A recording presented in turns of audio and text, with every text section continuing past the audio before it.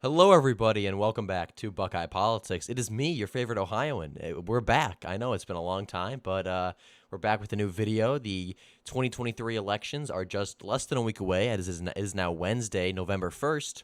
It's kind of crazy, snuck up on me. I was hoping to get some content out before the elections came, but I blinked, and next thing I knew, it was like I got like a week left. So I was like, I should probably make a video. So here we are. We're going to talk about the 2023 governor elections. Really not a whole lot going on this year. It's kind of a boring year politically. Next year is the big one. We have all the primaries. We have obviously the presidential election. But this year we have a couple of races, so we're just going to talk about them today. I'll say my predictions. We're not going to have a map up or anything because you really don't need to. I think everyone pretty much knows how these states are going to vote, how these races are going to go. I'm just going to basically just read the Wikipedia and kind of give my thoughts as we go along.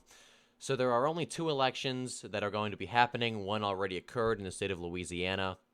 In Kentucky, we saw Governor Andy Beshear. He is the incumbent Democrat. He was elected back in 2019 with 49.2% of the vote.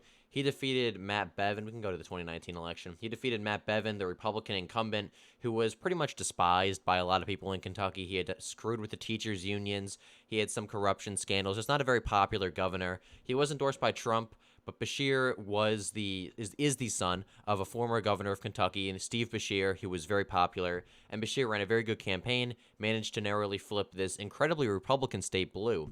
And since then, Beshear has done a pretty good job maintaining his approvals. He's one of the more popular governors. He's kind of portrayed himself as a moderate. I would kind of compare him to the Glenn Youngkin of the Democrats, because, I mean, Youngkin is really not all that moderate. He's pretty solidly conservative, but he's in a blue state, and he has high approval ratings.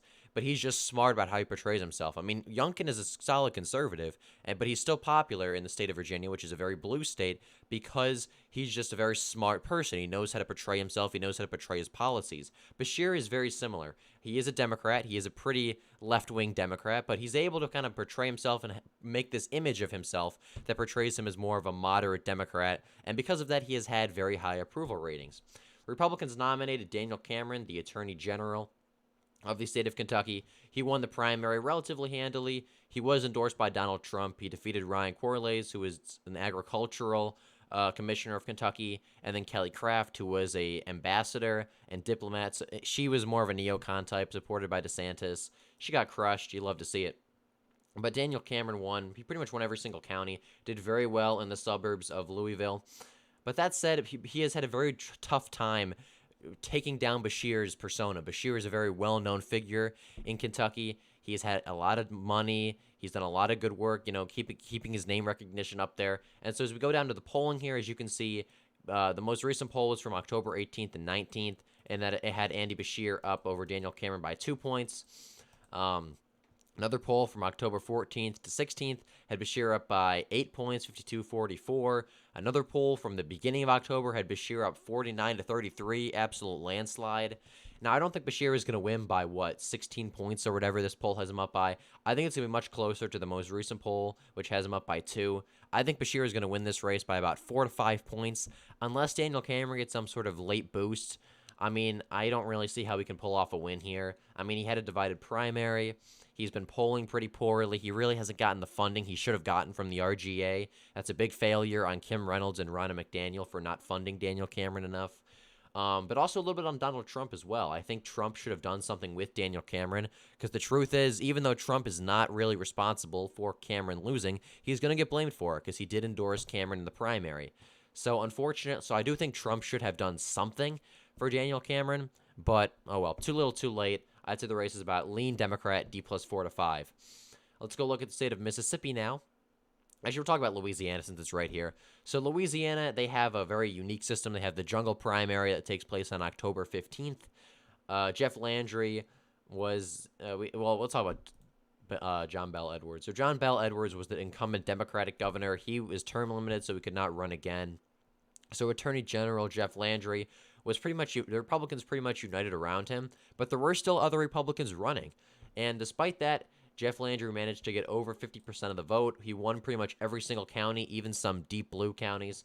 Although turnout was kind of low, Democrats really were not energized. But still, the fact that we had multiple Republicans running, the Republican or conservative vote was split but Jeff Landry and the Republicans still managed to win the race on the primary night. They got over 50% of the vote. It's very impressive. Could it be a sign of things that come in 2024? I think possibly. I think you will see a lot of deep red states shift a little bit more Republican, just because conservatives are going to be energized. They're going to be we've become more polarized. But this was a massive win for Republicans. Jeff Landry's going to be a pretty good governor, and I'm glad he won. Let's go down to Mississippi, the last state on this list. Not a whole lot to say here. Tate Reeves, this race looked like it could have been competitive, as Tate Reeves, the incumbent Republican governor, is really not all that popular. He's had a lot of crises, whether it be with welfare corruption, stuff with Medicare, the whole Jackson water crisis. He's just not a very popular guy. But Mississippi is a very polarized state, and Tate Reeves has done a pretty good job at maintaining his popularity among the Republican base. I'm personally not a very big fan of him. I would have voted against him in the primary, and I was considering supporting Brandon Presley in the election, but I'm pretty much undecided. If I don't know, I usually support Republicans in every election. But this one, I'm pretty much undecided. If I lived in Mississippi, I probably wouldn't even vote, to be honest, because Tate Reeves is just he's a corrupt kind of establishment Republican who has done nothing for the people of Mississippi. He's basically just there. He's there to make connections and make money. And then Brandon Presley I thought he was kind of that populist, anti-establishment guy who would actually come in, a blue dog Democrat, put the people first, but he's pretty much being funded by these left-wing groups out of California, so I don't really trust him either. So honestly, not a whole lot to say here. It did look like Brandon Presley could make the race competitive, but as we look at polling, we see Tate Reeves leading pretty handily. A couple polls have it close, such as this most recent one that only has him up by 1 point, but pretty much every other poll conducted recently has him up by, let's see, 8, 11. This poll had him tied, but that was a Dem internal. And even another Dem internal had Reeves up by 3. So I think this race is probably going to go to Tate Reeves by a likely margin. This is a race that Democrats could have made competitive, but in all reality, they just didn't really need to. Why would they why would they worry about winning Mississippi? I think Tate Reeves is probably going to win, unfortunately. I wish the people of Mississippi had better representation in their government, but it is what it is. Politicians are going to be corrupt. I'd say that's a likely... Reeves will win by probably 7 points or so. So obviously you're probably wondering, but Buckeye, isn't there a big referendum in Ohio? And you would be correct, but that's getting its own video because I think it's important enough. So that's pretty much it. I'm glad you guys watched this video. I hope you enjoyed, and I'll see you in a few days when I make that video on Ohio. So thank you for watching, and be sure to like and subscribe.